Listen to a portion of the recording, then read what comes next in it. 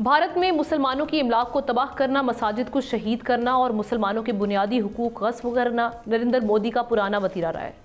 भारतीय इंतहा पसंद हिंदुओं के इक़्तिदार पर कब्जे ने नाम नहाद सेक्युलर भारत का चेहरा बिगाड़ दिया। नागपुर, जो वज़ीर आज़म मोदी की पार्टी की नज़रियाती सरपरस्त तंजीम RSS का हेडक्वार्टर भी है, वहाँ इंतहा पसंद हिंदुओं की जानिब से 17 मार्च को औरंगज़ेब के मकबरे को हटाने के मुतालबे के बाद से झड़पें शुरू हो गई हैं, जिसमें कई अफराद ज़ख्मी हुए हैं। और ना सिर्फ हमने देखा कि वहाँ पर इमलाक को भी नुकसान पहुँचाया गया, बल्कि कई अफराद को ज़ख्मी भी किया गया। नागपुर में इंतहा पसंद हिंदुओं की जानिब से कुरान की बेहुरमती की पुलिस स्टेशन में बाकायदा रिपोर्ट दर्ज कराई गई और हिंदू मुस्लिम कशीदगी उरूज पर नजर आई।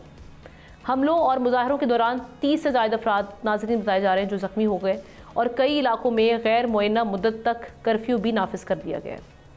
नागपुर हालिया पुरतशद्दुद वाक़यात की वजह एक नई बॉलीवुड फिल्म बनी है, जिसमें मराठा हुक्मरान सिम्भा जी की कहानी दिखाई गई। शिकस्त खाने वाले मराठा हुक्मरान पर तशद्दुद की झूठी रुदात देखने के बाद औरंगज़ेब के खिलाफ शदीद रद्द-ए-अमल देखने में आया। औरंगज़ेब आलमगीर मुगलिया सल्तनत के छठे बादशाह थे, जिन्होंने 1658 से 1707 तक तकरीबन 5 तिहाइयों तक हिंदुस्तान पर हुकूमत की।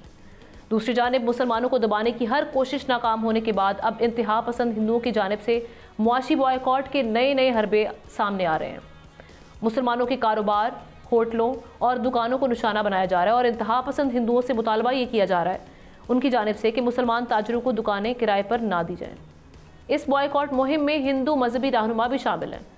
इंटरनेशनल मीडिया रिपोर्ट्स के मुताबिक सोशल मीडिया पर मुसलमान दुकानदारों और होटल मालिकान के खिलाफ बेबुनियाद प्रोपेगेंडा भी किया जा रहा है। सवाल यह है कि एक तरफ इंडिया में औरंगज़ेब के मकबरे को तोड़ने की बातें हो रही हैं, दूसरी तरफ मुसलमानों का मुआशी बॉयकॉट। ये सूरत हाल किस जानिब जा रही है और इस पर इंटरनेशनल कम्युनिटी क्या किरदार निभा सकती है?